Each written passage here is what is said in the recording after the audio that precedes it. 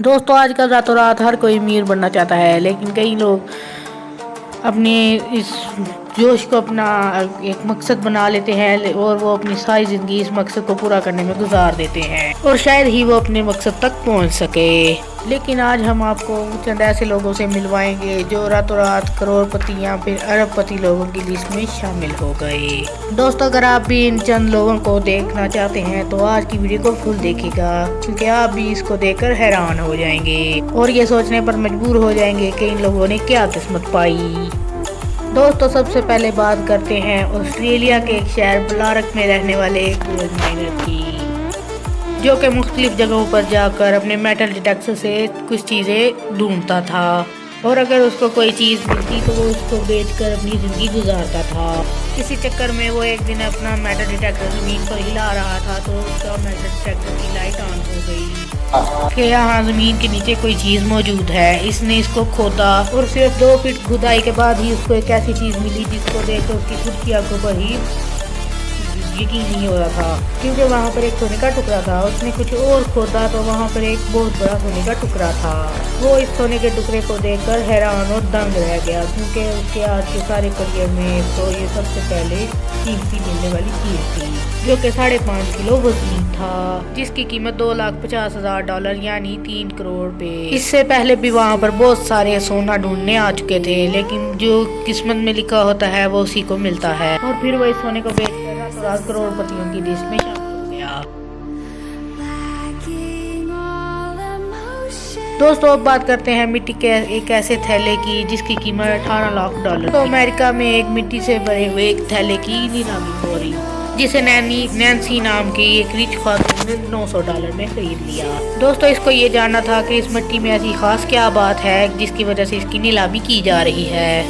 پھر دوستو اس نے یہ پتہ کرنے کے لیے اس کا سیمپل ناسا کمپنی کو بھیجا، اور تحقیق ہونے کے بعد پتہ چلا کہ یہ تو چاند سے لائی گئی مٹی ہے جو کہ نیل آرمسٹرانگ لے کر آئے تھے، لیکن کسی طرح غلطی سے اس کو نیلام کر دیا گیا اور ناسا نے وہ مٹی نینسی کو واپس کرنے سے انکار کر دیا۔ لیکن جب یہ مقدمہ عدالت میں پہنچا تو کورٹ نے یہ فیصلہ نینسی کے حق میں سنا دیا اور یہ مٹی نینسی کو مل گئی۔ اس کے بعد اس نے اس کو اربوں ڈالرز میں بیچا، اور یہی وجہ ہے کہ نینسی کو بھی دنیا کے چند راتوں رات امیر ہونے والے لکی لوگوں کی لسٹ میں شامل کیا جاتا ہے۔ دوستو کیا آپ نے کبھی ویل مچھلی کی الٹی کے بارے میں سنا ہے؟ جی ہاں بالکل، ویل کی الٹی۔ ایک بار ایک مچھوارے کو وہاں مچھلیاں پکڑتے وقت یہ بدبودار چیز ملی جو کہ ایک ویل کی الٹی تھی۔ دراصل اس بدبودار ویل کی الٹی کو برانڈڈ پرفیومز اور کاسمیٹک آئٹمز کے لیے استعمال کیا جاتا ہے، اور جسے ایمبرکرس بھی کہتے ہیں۔ ان مچھواروں کی قسمت راتوں رات ہی بدل گئی۔ اس کی قیمت $35 ملین تھی، جو کہ پاکستانی بہت زیادہ روپیز بنتے ہیں۔ دوستو اب بات کرتے ہیں ایک مائنر کی جس کا نام ایلبرٹ تھا۔ دوستو یہ پہاڑوں کو تراش کر مختلف منرلز کو ڈسکور کرتا تھا، اور انہوں نے اس کام میں 40 سال گزار دیے۔ پھر 1999 میں جب انہوں نے اس کام سے ریٹائرمنٹ لی تو اپنے ساتھ بہت زیادہ چھوٹے چھوٹے کنکر لے آئے۔ تو پھر ایک دن ایلبرٹ اپنی یادیں تازہ کرنے کے لیے ایک جگہ کھڑا ہو کر پتھروں کو دیکھ رہا تھا، تو اس کی نظر ایک علیحدہ ہی انوکھے پتھر پر پڑی جو کہ ان سب سے علیحدہ تھا۔ دوستو جب اس نے اس پتھر کا دھیان سے مشاہدہ کیا تو اس کو پتہ چلا کہ یہ کوئی عام پتھر نہیں، یہ کوئی اوپل نام کا بہت ہی قیمتی پتھر ہے۔ دوستو اس نے یہ بات کسی کو نہیں بتائی اور چوروں کے ڈر سے اس پتھر کو 14 سالوں تک اپنے گھر میں ہی چھپا کر رکھا، لیکن آخرکار ایلبرٹ نے ان پتھر کو نکالا اور سیل پر لگا دیا۔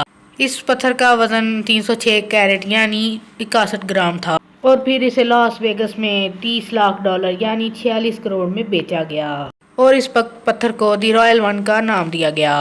لیکن دوستو مجھے ایک بات کی سمجھ نہیں آئی کہ ایلبرٹ نے اس پتھر کو 14 سالوں تک چھپا کر کیوں رکھا۔ اگر یہ پتھر ہم میں سے کسی کو ملتا تو ہم تو اس کو اسی وقت بیچ کر راتوں رات امیر ہو جاتے۔